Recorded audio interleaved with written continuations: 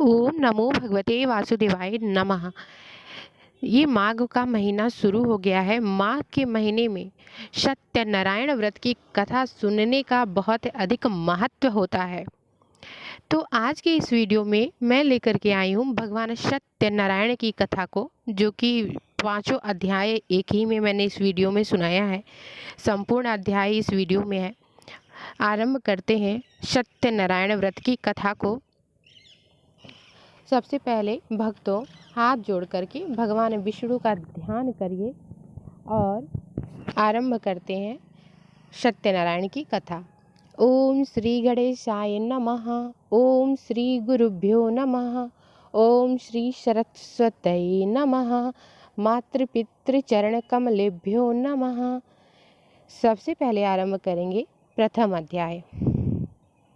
एक समय नैमिषारण्य तीर्थ में सौनक आदि सभी ऋषियों और मुनियों ने पुराण शास्त्र के वेत्ता श्री सूत जी महाराज से पूछा, महामुने, किस व्रत और तपस्या से मनोवांछित फल प्राप्त होता है, उसे हम सब सुनना चाहते हैं। श्री सूत जी बोले, इसी प्रकार देवर्षि नारद जी के द्वारा भी पूछे जाने पर भगवान श्री कमलापति जी ने उनसे जैसा कहा था उसे कह रहा हूँ, आप लोग सावधान होकर सुने। एक समय योगी नारद जी लोगों के कल्याण की कामना से विविध लोकों में भ्रमण करते हुए पृथ्वी लोक में आए और यहाँ उन्होंने अपने कर्म फल के अनुसार नाना योनियों में उत्पन्न सभी प्राणियों को अनेक प्रकार के कलेश दुख भोगते हुए देखा और अपने मन में विचार करने लगे कि किस प्रकार से इनके दुखों का सुनिश्चित रूप से नाश हो सकता है। ऐसा विचार करके वे विष्णु लोक को गए। वहाँ 4 भुजाओं वाले शंख चक्र गदा और पद्म वनमाला से विभूषित शुक्ल वर्ण भगवान श्री नारायण जी का दर्शन कर उन देवाधिदेव की वे स्तुति करने लगे। नारद जी बोले, हे वाणी और मन से परे स्वरूप वाले, अनंत शक्ति संपन्न, आदि मध्य और अंत से रहित, निर्गुण और सकल कल्याणमय गुणों से संपन्न, भक्तों की पीड़ा नष्ट करने वाले परमात्मन, आपको नमस्कार है। ऐसी स्तुति सुनने के बाद भगवान श्री विष्णु जी ने नारद जी से कहा, हे महाभाग, आप किस प्रयोजन से यहाँ आए हैं, आपके मन में क्या है। नारद जी बोले, भगवान, पृथ्वी लोक में अपने पाप कर्मों के द्वारा विभिन्न योनियों में उत्पन्न सभी लोग बहुत प्रकार के क्लेशों से दुखी हो रहे हैं। हे नाथ, किस लघु उपाय से उनके कष्टों का निवारण हो सकेगा।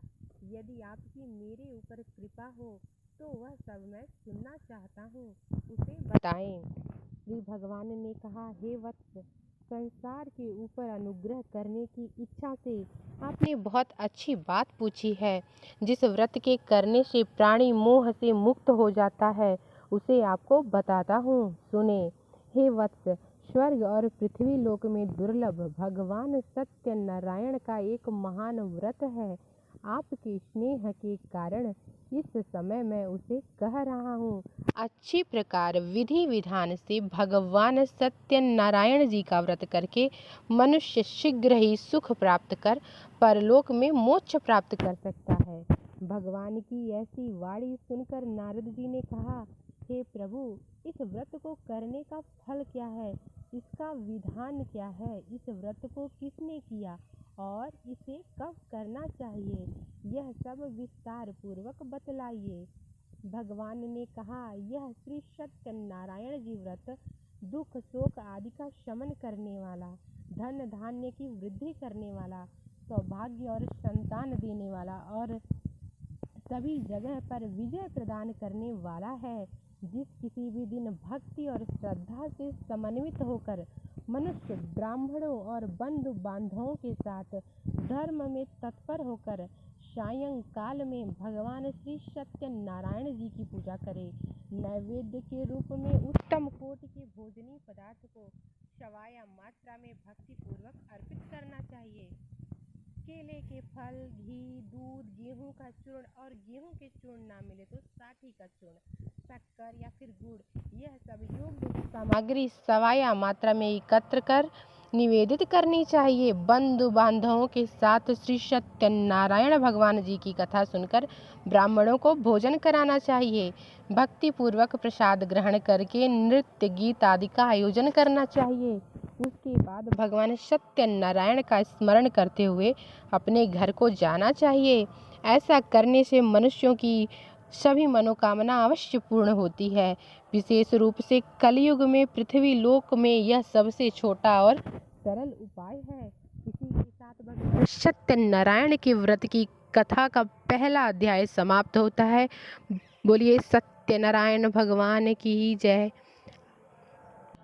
अब आरंभ करते हैं सत्यनारायण कथा का दूसरा अध्याय। सूत जी ने कहा, हे ऋषियों, जिन्होंने पहले समय में इस व्रत को किया है उनका इतिहास कहता हूँ, आप सब ध्यान से सुनिए। सुंदर काशीपुरी नगरी में एक बहुत ही निर्धन ब्राह्मण रहता था। वह ब्राह्मण खूब और प्यार से देखने में पर घूमता रहता था। ब्राह्मणों से भूल करने वाली स्त्री विष्णु भगवान जी ने ब्राह्मण को देखकर विष्णु भगवान ने स्वयं बूढ़े ब्राह्मण का रूप धारण कर उस निर्धन ब्राह्मण के पास जाकर राजर्षि पूछे, हे ब्राह्मण देवता, तुम मुझसे ही दुखित होकर पृथ्वी पर क्यों घूमते हो? तब उस ब्राह्मण ने कहा, मैं भिक्षा के लिए पृथ्वी पर फिरता हूँ। हे भगवान, यदि आप इससे छुटकारा पाने का कोई उपाय जानते हो तो कृपा कर मुझे बताएं। वृद्ध ब्राह्मण का रूप धारण किए श्री विष्णु जी ने कहा, हे ब्राह्मण, श्री सत्यनारायण भगवान मन के अनुरूप फल देने वाले हैं, इसलिए तुम उनका पूजन करो। इससे मनुष्य सब दुखों से मुक्त हो जाता है। ब्राह्मण को व्रत का सारा विधान बताकर बूढ़े ब्राह्मण का रूप धारण करने वाले श्री भगवान जी अंतर ध्यान हो गए। जिस व्रत को वृद्ध ब्राह्मण ने बताया है, मैं उसको अवश्य करूँगा, यह निश्चय कर वह ब्राह्मण घर चला गया। अगले दिन वह जल्दी उठा और श्री सत्यनारायण जी का व्रत करने का निश्चय कर भिक्षा मांगने के लिए चल दिया। उस दिन उसको भिक्षा में बहुत धन मिला, जिससे उसने पूजा का सामान खरीदा और घर आकर अपने बंधु बांधवों के साथ श्री सत्यनारायण जी का व्रत किया। इसके करने से वह ब्राह्मण सब दुखों से छूटकर अनेक प्रकार की सुख संपत्तियों से युक्त हुआ। तभी से वह ब्राह्मण हर महीने यह व्रत करने लगा। इसी प्रकार सत्यनारायण जी के व्रत को जो शास्त्रीय विधि के अनुसार करेगा, वह सब पापों से छूटकर मोक्ष को प्राप्त होगा। आगे भी जो मनुष्य पृथ्वी पर श्री सत्यनारायण जी का व्रत करेगा, वह सब दुखों से छूट जाएगा। इस तरह नारद जी से सत्यनारायण भगवान का कहा हुआ व्रत मैंने आपसे कहा। तब ऋषियों ने कहा, हे मुनीश्वर, संसार में इस विप्र से सुनकर किस किस ने इस व्रत को किया, यह हम सब सुनना चाहते हैं। श्री सूत जी ने कहा, हे मुनियों, जिस जिस प्राणी ने इस व्रत को किया है उन सब की कथा सुनो। एक समय वह ब्राह्मण धन और ऐश्वर्य के अनुसार बंधु बांधवों के साथ व्रत पूजन कर रहा था कि उसी समय एक लकड़हारा आया। उसने लकड़ियां बाहर रख दी और ब्राह्मण के घर में चला गया। प्यास से व्याकुल लकड़हारे ने ब्राह्मण को व्रत करते देखा, वह प्यास को भूल गया। उसने उस ब्राह्मण को नमस्कार किया और पूछा, हे ब्राह्मण, आप यह किसका पूजन कर रहे हैं? इस व्रत से क्या फल मिलता है? कृपा करके मुझे बताएं। ब्राह्मण ने कहा, सब मनोकामनाओं को पूरा करने वाला यह श्री सत्यनारायण जी का व्रत है। इनकी ही कृपा से मेरे यहाँ धन धान्य आदि की वृद्धि हुई है। विप्र से इस व्रत के बारे में जानकर वह लकड़हारा बहुत प्रसन्न हुआ। भगवान का चरणामृत ले और भोजन करने के बाद वह अपने घर को चला गया। अगले दिन लकड़हारे ने अपने मन में संकल्प किया कि आज ग्राम में यानी कि गांव में लकड़ी बेचने से जो धन मिलेगा, उसी से भगवान सत्यनारायण जी का उत्तम व्रत करूंगा। मन में ऐसा विचार कर वह लकड़हारा लकड़ियां अपने सिर पर रखकर जिस नगर में धनवान लोग रहते थे वहां गया। उस दिन उसे उस लकड़ियों के चौगुने दाम मिले। वह बूढ़ा लकड़हारा बहुत ही प्रसन्न होकर पके केले, शक्कर, शहद, घी, दूध, दही और गेहूं का चूर्ण इत्यादि श्री सत्यनारायण भगवान के व्रत की सभी सामग्री लेकर अपने घर आ गया। फिर उसने अपने बंधु बांधवों को बुलाकर विधि विधान के साथ भगवान का पूजा और व्रत किया। उस व्रत के प्रभाव से वह बूढ़ा लकड़हारा धन पुत्र आदि से युक्त हुआ और संसार के समस्त सुख भोग कर वैकुंठ को चला गया। इस तरह से सत्यनारायण कथा का दूसरा अध्याय समाप्त होता है। बोलिए सत्यनारायण भगवान की जय। आरंभ करते हैं सत्यनारायण कथा का तीसरा अध्याय। श्री सूत जी ने कहा, हे श्रेष्ठ मुनियों, अब एक और कथा कहता हूँ। पूर्व काल में उल्का मुख नाम का एक बुद्धिमान राजा था। वह सत्य वक्ता और जितेंद्रिय था। प्रतिदिन देवस्थानों पर जाता और गरीबों को धन देकर उनके कष्ट दूर करता था। उसकी पत्नी सुंदर और सती। आरंभ करते हैं सत्यनारायण कथा का तीसरा अध्याय। श्री सूत जी ने कहा, हे श्रेष्ठ मुनियों, अब एक और कथा कहता हूँ। पूर्व काल में उल्का मुख नाम का एक बुद्धिमान राजा था। वह सत्य वक्ता और जितेंद्रिय था। प्रतिदिन देवस्थानों पर जाता और गरीबों को धन देकर उनके कष्ट दूर करता था। उसकी पत्नी सुंदर और सती साध्वी थी। भद्रशिला नदी के तट पर उन दोनों ने श्री सत्यनारायण भगवान जी का व्रत किया। साधु नामक एक वैश्य राजा को व्रत करते देख उनसे पूछने लगा, हे राजन, भक्ति युक्त चित्त से यह आप क्या कर रहे हैं? करूँगा, मुझे भी कोई संतान नहीं है। मुझे विश्वास है कि इस व्रत से निश्चय ही मेरे यहाँ भी संतान होगी। राजा के सब विधान सुन व्यापार से निवृत्त हो वह वैश्य खुशी खुशी अपने घर आया। वैश्य ने अपनी पत्नी लीलावती से संतान देने वाले उस व्रत का समाचार सुनाया और प्रण किया कि जब हमारे यहाँ संतान होगी तब मैं इस व्रत को करूँगा। एक दिन उसकी पत्नी लीलावती सांसारिक धर्म में प्रवृत्त होकर गर्भवती हो गई। उसने एक सुंदर कन्या को जन्म दिया। कन्या का नाम कलावती रखा गया। इसके बाद लीलावती ने अपने पति को स्मरण दिलाया, यानी कि याद दिलाया कि आपने जो भगवान का व्रत करने का संकल्प किया था, जो सत्यनारायण व्रत करने का संकल्प किया था कि मुझे संतान होगी तो मैं सत्यनारायण भगवान का व्रत करूंगा, अब आप उसे पूरा कीजिए क्योंकि हमें अब संतान हो गई है।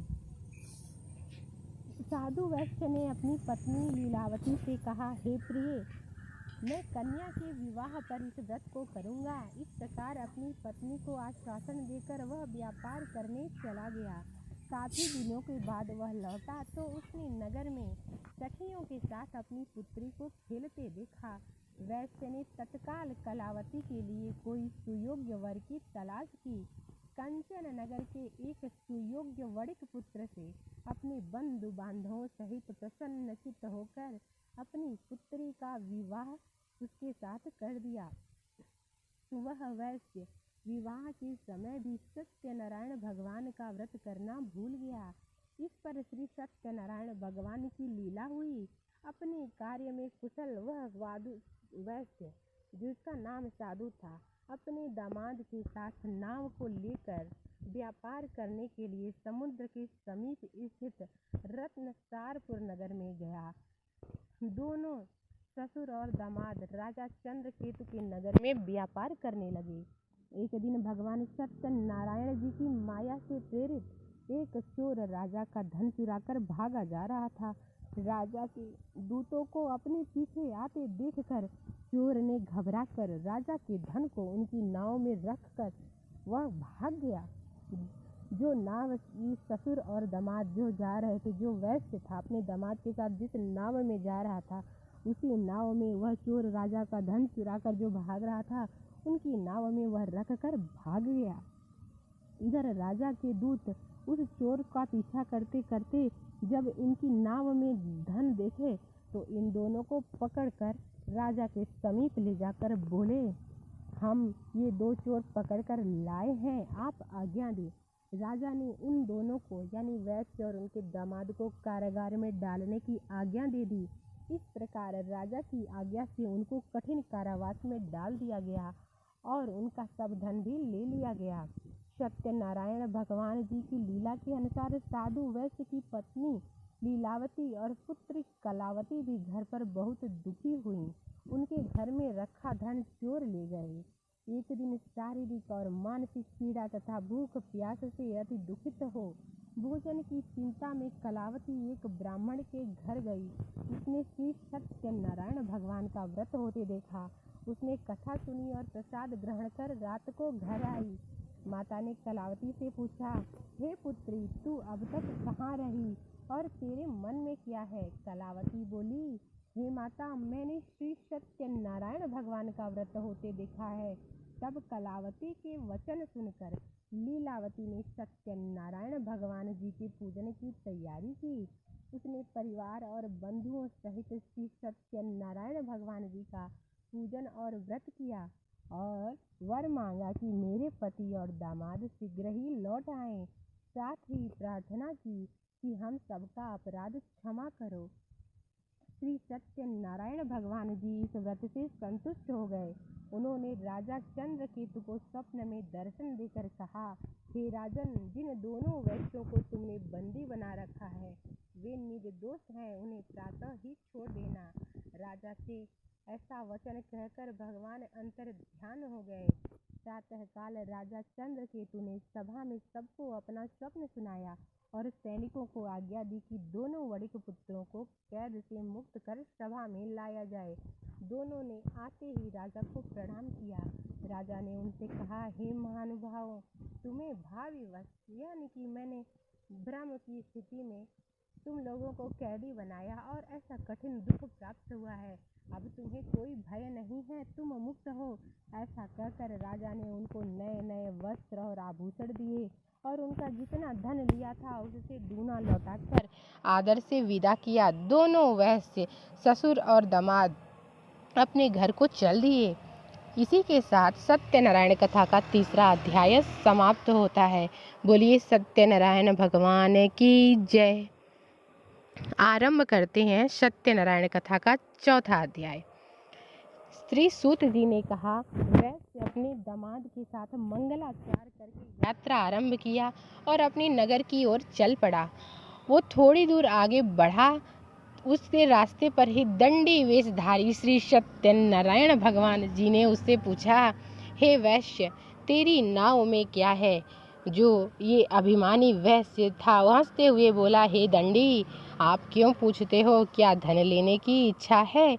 मेरी नाव में तो बेल और पत्ते भरे हैं।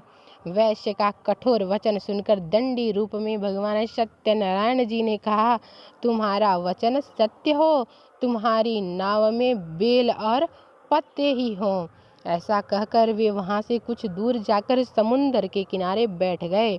दंडी महाराज के जाने के बाद वैश्य ने नित्य क्रिया से निवृत्त होने के बाद नाव को ऊंची उठी देखकर अचंभा किया और नाव में बेल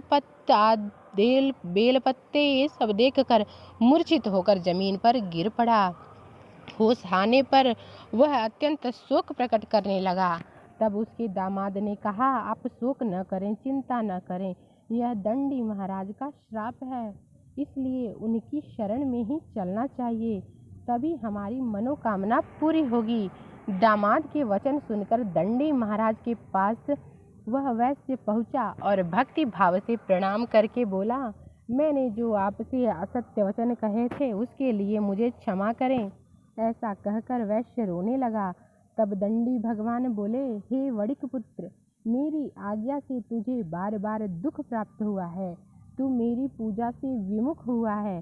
तब उसने कहा, हे भगवान, आपकी माया से ब्रह्मा आदि देवता भी आपके रूप को नहीं जान पाते, तब मैं अज्ञानी भला कैसे जान सकता हूँ? आप प्रसन्न होइए, मैं अपनी सामर्थ्य के अनुसार आपकी पूजा करूँगा। मेरी रक्षा कीजिए और पहले के समान मेरी नौका को धन से भर दीजिए।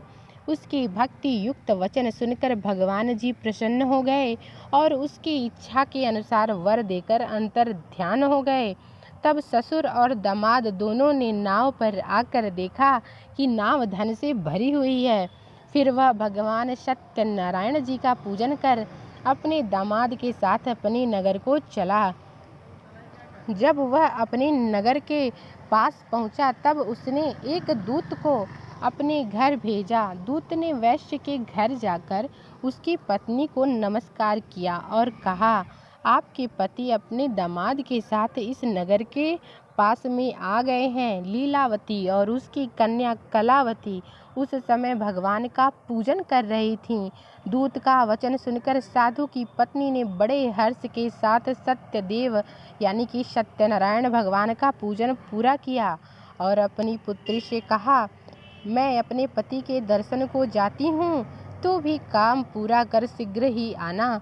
परंतु कलावती पूजन और प्रसाद छोड़कर अपने पति के दर्शन के लिए चली गई, परंतु उसको पति का दर्शन प्राप्त नहीं हुआ।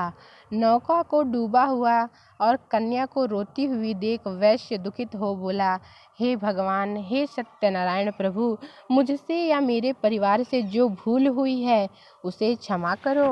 उसके दीन वचन सुनकर सत्यनारायण भगवान प्रसन्न हुए और उसी समय आकाशवाणी हुई, हे वैश्य, तेरी कन्या प्रसाद छोड़कर आई है, उसका पति अदृश्य हुआ है।